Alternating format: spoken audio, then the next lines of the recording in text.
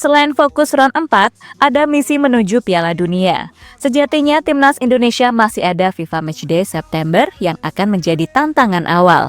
Akan tetapi, ini bukan hanya sekedar tantangan menuju round 4. Ada beberapa hal yang juga diperhatikan federasi dan tim untuk memenuhi target lain. Kemenangan tetap menjadi prioritas karena ada target masuk 100 besar ranking FIFA. Misi ini terus dipertaruhkan pada setiap matchday. Akan tetapi, yang lebih spesial pada matchday kali ini akan ada beberapa faktor baru, pemain baru, hingga staf kepelatihan baru di tubuh PSSI. Pembaruan ini bahkan disebut akan segera diumumkan, bahkan dirampungkan setidaknya pada akhir Agustus ini untuk bisa debut langsung. Namun yang dikhawatirkan, bisa saja ini juga menjadi ajang tim rival untuk mengintip sejumlah persiapan Timnas Indonesia sebelum round keempat. Lantas apa yang akan dilakukan PSSI dan tim kepelatihan? Let's go, kita bahas satu persatu dan lebih dalam lagi.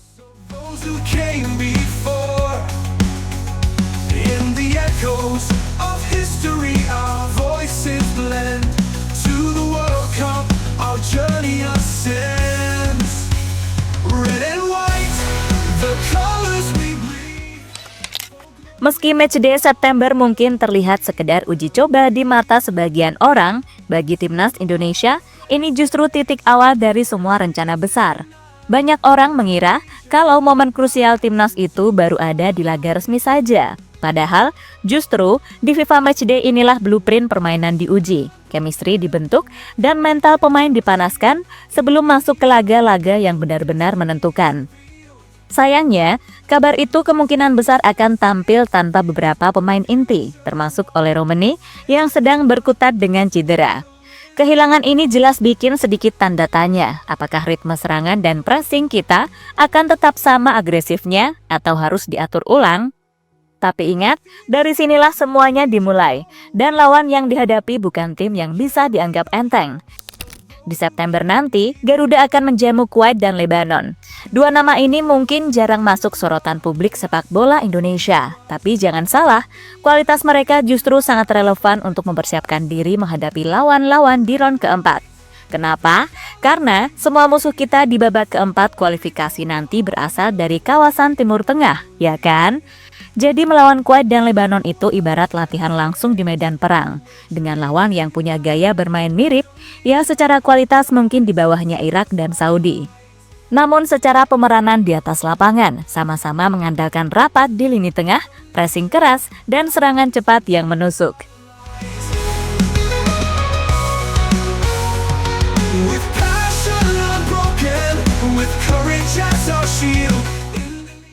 Dari sisi ranking FIFA, Kuwait saat ini berada di posisi 138 dunia. Mereka sedikit turun, namun tim Timur Tengah ini bukan lawan yang datang tanpa percaya diri. Sementara itu, Lebanon justru punya catatan yang lebih menjanjikan. Walau gagal lolos ke putaran ketiga kualifikasi, peringkat mereka tetap impresif, 112 dunia dengan 1177,94 poin. Sebagai perbandingan, Indonesia masih di peringkat 118. Jadi kalau dihitung-hitung, Lebanon memang unggul, sementara Kuwait sedikit di bawah kita.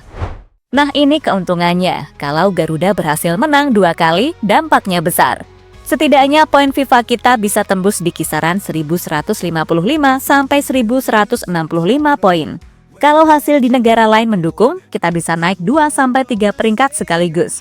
Bahkan kalau Lebanon kita libas, peluang tembus peringkat 116 sudah terbuka.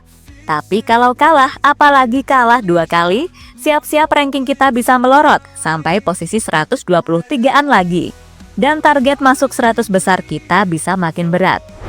Indonesia sendiri sejatinya sudah nggak asing lawan mereka, khususnya Kuwait sudah pernah kita kalahkan di kandang mereka pada 2022 silam. Tim nasional sepak bola Kuwait versus Timnas Indonesia.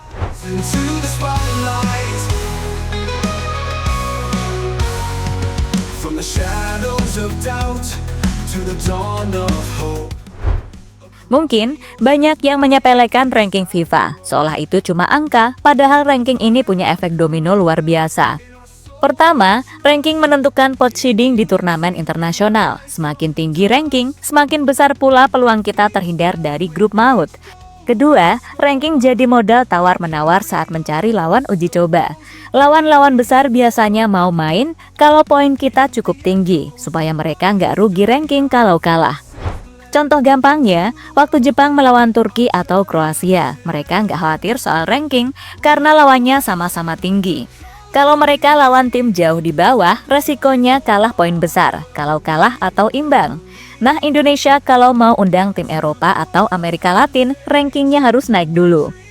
PSSI tahu ini, makanya target 100 besar bukan sekedar prestis tapi juga strategi jangka panjang. Kalau sudah tembus, peluang dapat lawan top 50 dunia makin besar. Dampaknya, pemain kita terbiasa melawan tim kelas dunia, bukan cuma Asia Tenggara cuy. Selain mengejar poin, 2 laga September ini penting untuk mengembalikan kepercayaan diri pemain dan fans. Kita semua tahu, kekalahan telak dari Jepang waktu lalu meninggalkan bekas. Banyak yang bilang, ya wajarlah, kalah dari Jepang, mereka kelasnya beda. Memang benar, tapi kalah telak itu selalu meninggalkan rasa pahit. Kini main di kandang sendiri, apalagi di Surabaya, harus jadi momen kebangkitan. Stadion akan penuh, atmosfer akan panas, dan suara Indonesia akan bergema.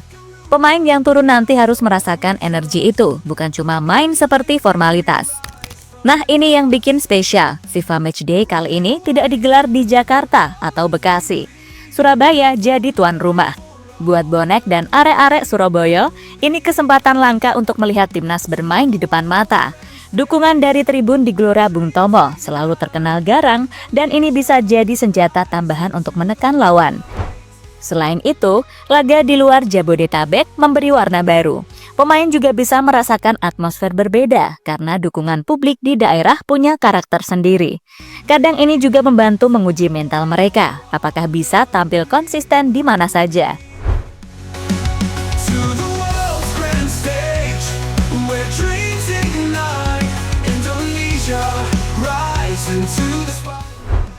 Sebelum matchday tiba, menariknya satu kabar penting lebih dulu mendarat. PSSI dilaporkan akan segera mengumumkan direktur teknik baru sebelum September. Kalau semua lancar, minggu depan sudah ada pengumuman. Dirtek ini bukan posisi main-main, karena dia yang akan mengatur blueprint pembinaan jangka panjang timnas dari U17 sampai senior. Nama yang paling santer dibicarakan adalah Henk ten Cate. Pengalamannya luar biasa, pernah jadi asisten Frank Rijkaard di Barcelona, pernah melatih Ajax, Sparta Rotterdam, dan Panathinaikos. Dia juga punya reputasi internasional yang diakui, bahkan dihormati oleh legenda seperti Patrick Kluivert. Tapi ada satu masalah, Henk sempat memutuskan pensiun pada 2024 demi fokus ke keluarga. Jadi, PSSI harus meyakinkan dia kalau proyek di Indonesia ini worth it. Selain Henk, ada nama Fred Rutten, ex-pelatih PSV dan Schalke. Jos Luhukay, punya darah Indonesia dan pengalaman di Bundesliga, serta Pepin Lenders, ex-asisten Jurgen Klopp di Liverpool. Kalau pengumuman benar terjadi di akhir Agustus, Dirtek ini bisa debut di FIFA Matchday September, langsung memantau tim dari dekat.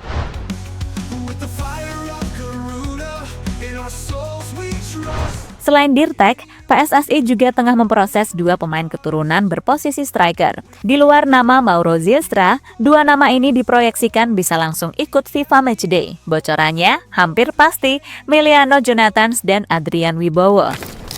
Miliano, pemain muda yang di Belanda dikenal punya teknik halus dan kemampuan menembus kotak penalti dengan dribble cepat. Adrian, striker eksplosif yang dikenal punya naluri gol tinggi, bermain di level kompetitif Eropa bersama FC Utrecht. Kalau 2 pemain ini kemungkinan diumumkan pada akhir Agustus juga, Matchday September jadi ajang adaptasi pertama mereka. Tapi di sini ada dilema. Mainkan mereka penuh dan lawan-lawan round keempat bisa mengintip permainan mereka, atau simpan mereka dan fokus adaptasi saja, karena seperti yang kita ketahui, PSSI biasanya lebih suka kejutan, memperkenalkan pemain baru menjelang laga penting, dan lawan belum sempat menganalisis permainan pemain baru ini. Sebab, Arab Saudi dan Irak jelas tak akan melewatkan kesempatan memata-matai. Mereka bisa saja mengirim squad atau memantau video rekaman untuk menganalisis gaya main kedua striker ini. Makanya, ada kemungkinan keduanya hanya dimainkan sebagian, sekedar mencicipi atmosfer, merasakan suhu dan kelembaban Indonesia, serta membangun chemistry dengan rekan setim. Atau bisa jadi, dimainkan dalam kurun waktu tertentu saja sebagai pemain pengganti, yang bertujuan untuk saling mengenal.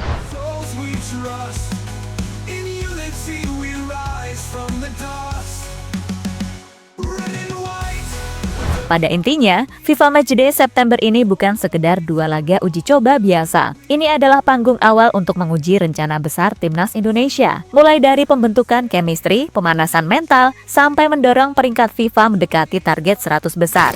Kuwait dan Lebanon mungkin bukan nama besar di telinga sebagian fans, tapi gaya bermain mereka jadi simulasi nyata untuk medan tempur di round 4 nanti. Di tengah absennya beberapa pilar, muncul kesempatan emas bagi wajah-wajah baru, termasuk 2 striker keturunan yang sedang ditunggu debutnya. Ditambah lagi, kehadiran direktur teknik baru akan memberi warna segar dalam arah pembinaan tim. Semua ini terjadi di Surabaya, di hadapan ribuan bonek dan arek-arek Surabaya yang siap membakar semangat Garuda. Hasilnya nanti bukan cuma soal menang atau kalah di papan skor, tapi soal membangun momentum, menjaga ranking, dan mengirim pesan ke seluruh Asia. Indonesia sedang bersiap, dan kami tak akan main-main di babak berikutnya.